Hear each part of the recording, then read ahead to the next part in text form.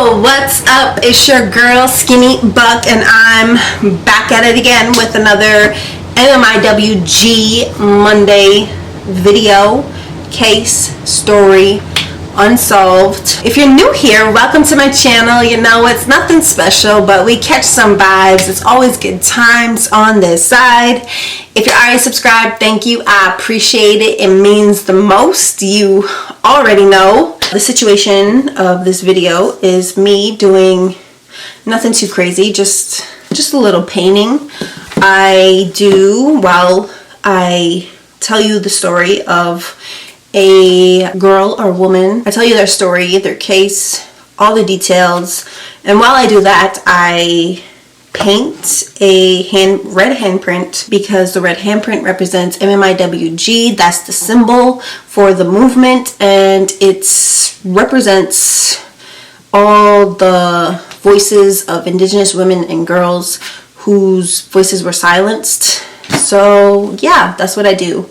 I'm not an artist by any means, but I do this just to, you know, because it helps me remember the story. It helps me remember, you know, who I was talking about, you know, just in remembrance of the person who was missing or murdered, or both, just to, you know, just in remembrance, out of respect, you know what I mean? So yeah, let's get started. Today we're going to be talking about a young girl who at the time is 14 years old. Her name is Aielah Saric-Auger, and she was born December 30th, 1991 in Edmonton, Alberta in Canada. And she is from the Laidley Tene First Nation.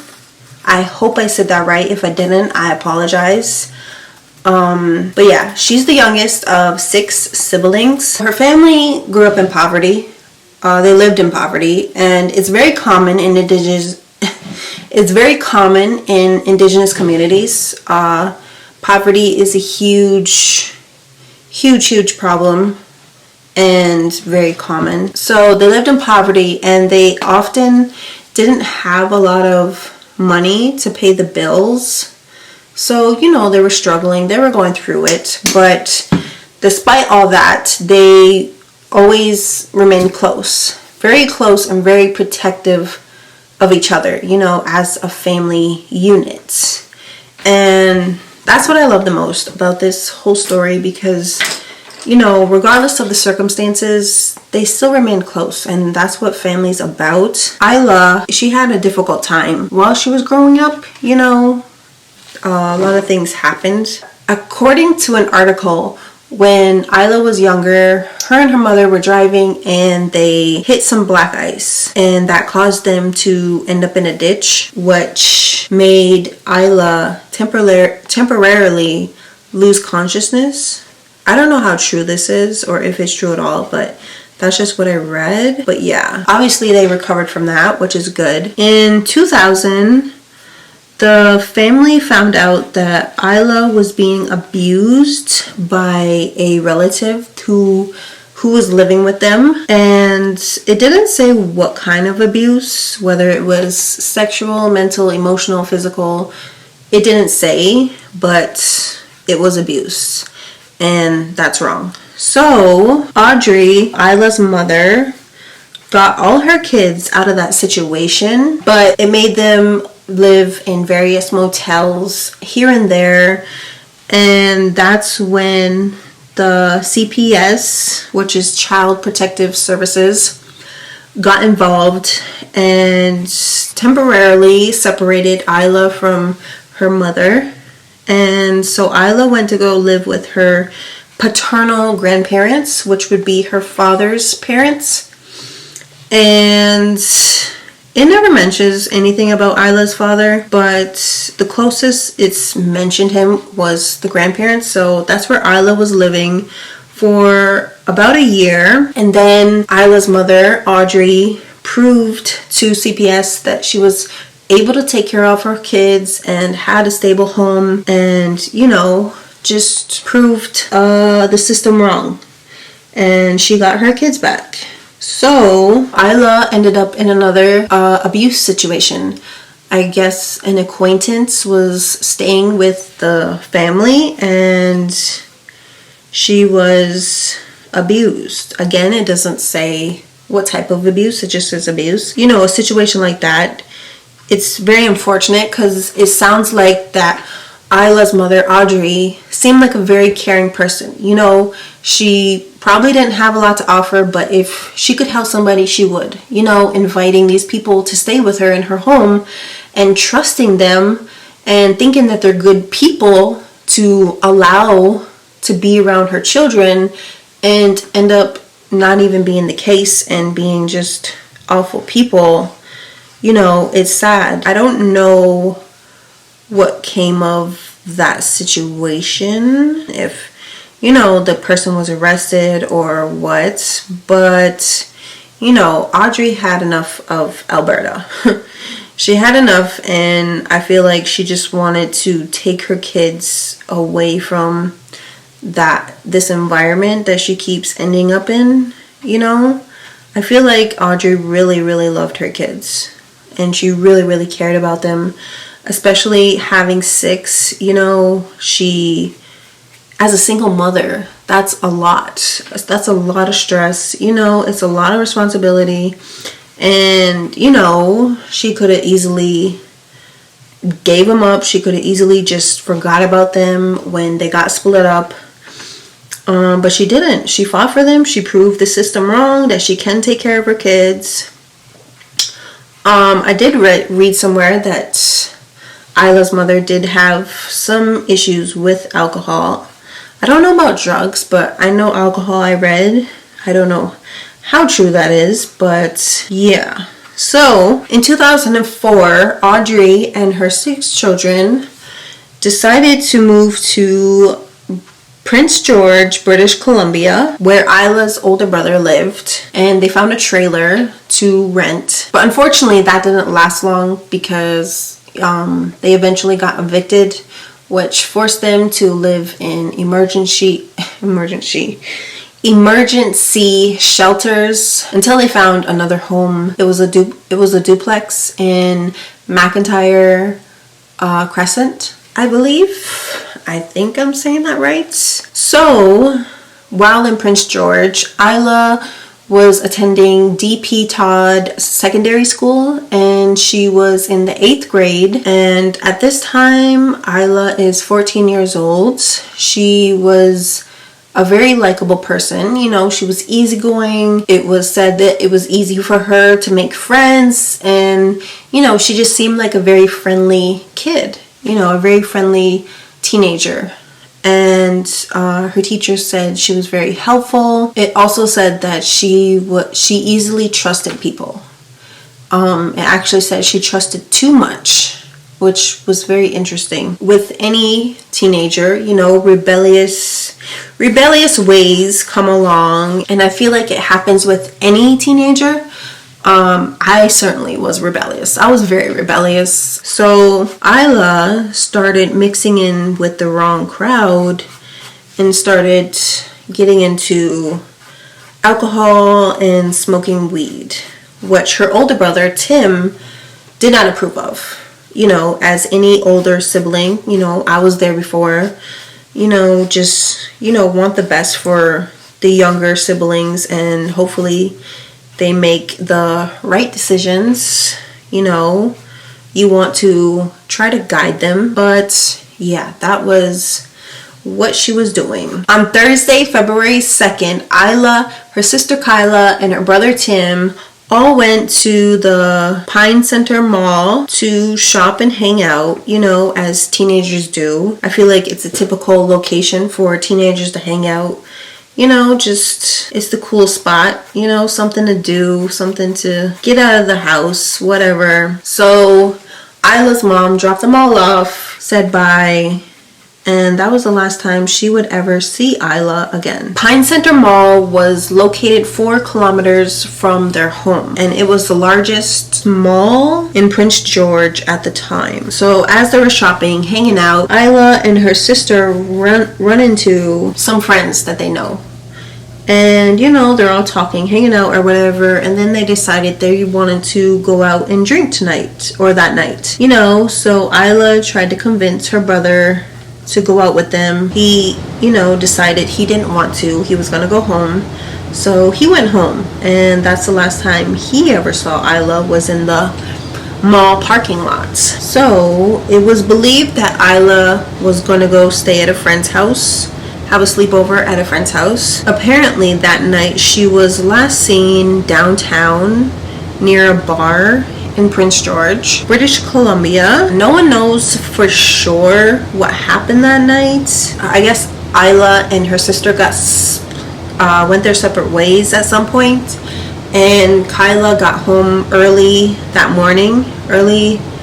that Friday morning, and she expected to see Aielah there, but she never showed up. So on Friday morning, Audrey, Ailah's mother, went to the police station to file a missing persons report, and the police told her that she has to wait 78 hours before she can file a missing persons report. And that is sketchy to me, and I'll tell you why.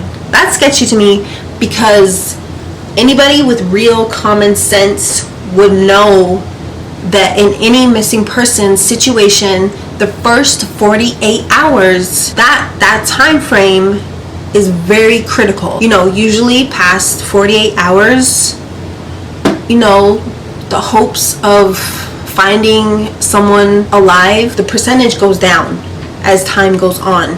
So it's just so weird to me that they tell her that she can't file a police report until 78 hours later. Like, no, that's not okay. That's wrong. That messed me up. That really messed me up, because I'm like, that don't even make sense. That don't even make sense. You know, kids these days will go missing, and within minutes, not even an hour, within minutes, there's an Amber Alert on everyone's phone across the country, like across the province or wherever. And it's just like, okay, you can do that for a white girl, but why can't you do that for an Indigenous girl? It's so important to find a white girl out here within not even 24 hours, not even an hour, and there's an Amber Alert. But for an Indigenous girl, you have to wait 78 hours to file a police report. Not even get the police to search for her, but to file a report. And then they'll look at it to see if it's something that needs to be investigated. Like, what? 78 hours, what is that? Like three or 4 days? It's like you just ruined this whole investigation. You just ruined any chances to find this girl alive, you know? And it's just like, man, that just messed me up. And remember that fact, because we're gonna come back to that later, and I'll tell you why. This you know, after I gathered all the information about this story and I went through everything, I was like, wow, this isn't adding up. This isn't making sense. But we'll get to that part later, and I'll tell you why. So, anyways, the family officially filed a police report 4 days later. And during that time, the family searched the city. They put up missing posters up all over the city, downtown mostly. And they contacted friends and family to see if they, you know, heard from her or have any type of information. And on February 10th, almost a week later, a motorist, somebody driving down the highway 16, which is also known as the Highway of Tears, and I'll explain that later. But the motorist called the police and said that they saw something on the side of the road and that they should come and look at it. So the police come and they discover a young woman's body. And they find out that it is Aielah, and she is deceased. And apparently her small body was identifiable, but so much of it was missing that the family had to have a closed casket funeral. I couldn't find out how long she was there, how long she was laying there on the side of the highway. So her body was found approximately 23 kilometers east of downtown Prince George. And also when they found her body, she didn't have any clothes on, or any of her belongings. She only had a necklace on, and that is how Ailah's mother identified her, is because she gave her that necklace, which is, oh man, my stomach hurts. It makes me sick. It literally makes me sick. Like, I feel sick right now. So the police determined that Ailah's cause of death was from blunt force trauma to the head. While investigating her death, the police suggested that Aielah went to a friend's house late that night to get a ride home, but that friend's mother said that she could not get her a ride home, I guess. So Aielah was last seen walking to a house that is known to be acquainted with drug users. So the police investigated dozens of people who, you know, are associated with that house or been there before, whatever, and they were all cleared. They also collected surveillance videos from the surrounding areas, and from those videos they found 2 sightings of Aielah at 2 different gas stations, and she was going in the direction towards her home.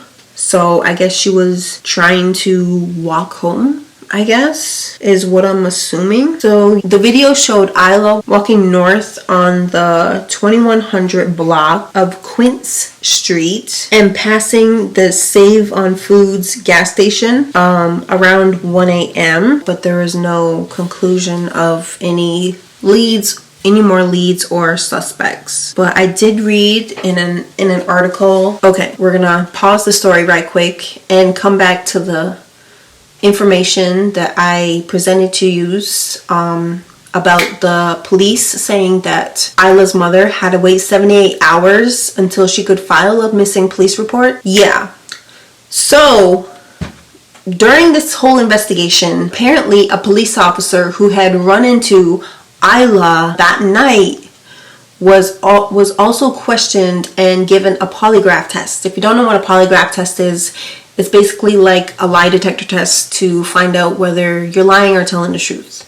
And apparently, I guess he passed it and he was cleared. But that's just weird. That's just weird to me how the police tell Audrey that she has to wait 78 hours, which gives a large amount of time to cover for a police officer. I'm just saying, like, that is so sketchy to me. That is so sketchy to me. And just the fact that police officers in Canada do implement systemic racism against Indigenous people. Not just men, not just women, like everybody in Canada. You know, it's not just an American problem, it's very well a Canadian problem.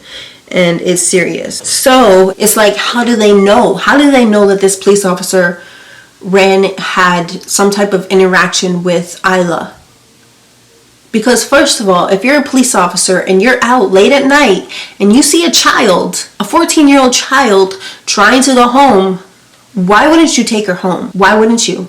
You know, that's just weird to me. Like, she's a child. She's underage. She should not be out at night that late. So why didn't you just take her home? You know, like, it don't make sense. But that's my personal opinion and thoughts. You know, I'm not saying the police officer really did it, or, you know, it's just my perspective on the whole situation with the information that I found. Oh, I'm getting stressed out.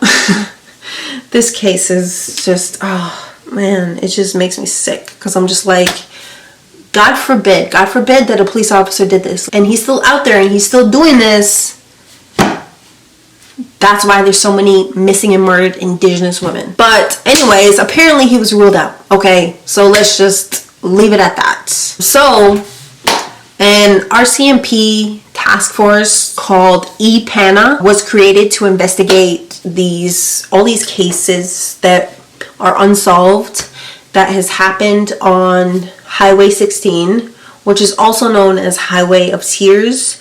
If you don't know what Highway of Tears is, it's basically an isolated 725 kilometer stretch of highway, and it goes from Prince Rupert to Prince George. The highway has been a location for several murders and disappearances beginning in the early 1970s.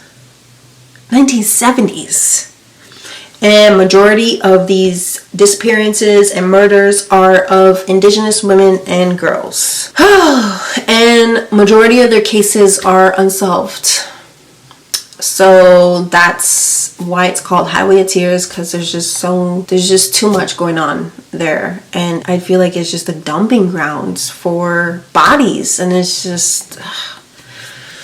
disgusting. This RCMP task force that created EPANA to investigate all these cases, it's like, how come they're still unsolved? I feel like they just did that to make it seem like they made all these Indigenous unsolved cases a priority, when in reality, they're doing the opposite. It's kind of like reverse psychology. It's like they make you think that they're doing something good and doing right by you, when in reality, they don't give a fuck.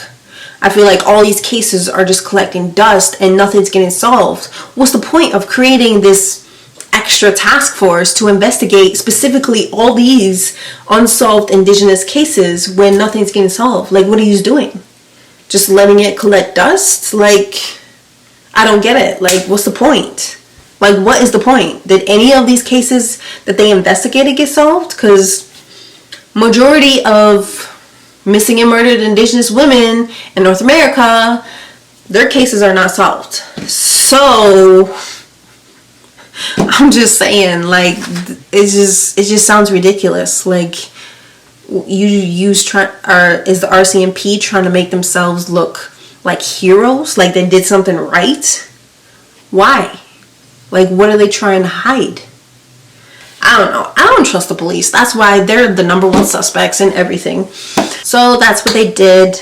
They created this task force, EPANA, to investigate all these unsolved murders and disappearances, to figure out if it's a serial killer. But in the years after Ailah's death, Audrey did resort to drugs and alcohol to deal with her grief. She was homeless. She didn't want to receive any help. She just wanted to go through it on her own by herself, which I think was a very selfless thing, because she didn't want to put her grief on any of her other children. She didn't want to put any type of negative feelings that she was feeling and dealing with and trying to get through and put it on any of her other children. So I feel like in a way, that was something she had to do for herself, and for the rest of her children. But that's just my opinion. That's just how I see it. But yeah, eventually she got right. She got sober. She got, she was doing good. And she never gave up. She never gave up on finding answers. And she set out each year to walk what she called the Highway of Hope. And the Highway of Hope was to create awareness of Ailah's murder and for the other women that gone missing or had been murdered along the highway as well. Tragically, on March 5th, 2013, Audrey was involved in a vehicle collision on Highway 16, and she unfortunately didn't make it. She died, and now the Highway of Hope walk is in honor of her as well too. So it's very sad that she dies on the same highway that her daughter was found. It's just so sad, so sad. But I hope that Aielah was there to greet her when Audrey passed away. Hopefully they're together and hopefully they're at peace. I guess that's all we can really hope for. So yeah, that's the story of Aielah Saric-Auger. Auger. I hope she's at peace. It's sad. You just wonder, like, what happened? Was she walking home and did somebody, drive by and say, do you need a ride? And she, got in not knowing, like, what could happen. She just wanted to get home. That's all. That's all she wanted. I hope her family has managed to grieve properly, and I just really hope they're in a good place. This was a deep one. This was, but yeah, thank you for watching. And yeah, if you're not subscribed, please subscribe. If you're already subscribed, thank you. I appreciate it. It means the most. Thank you for all your likes, your comments, your suggestions, your opinions, your feedback, periods. And I hope you're good wherever you're at, whatever time it is that you're watching this. I hope everything's good on your side. And with that being said, I'll see you in the next video. All right, stay safe and stay blessed.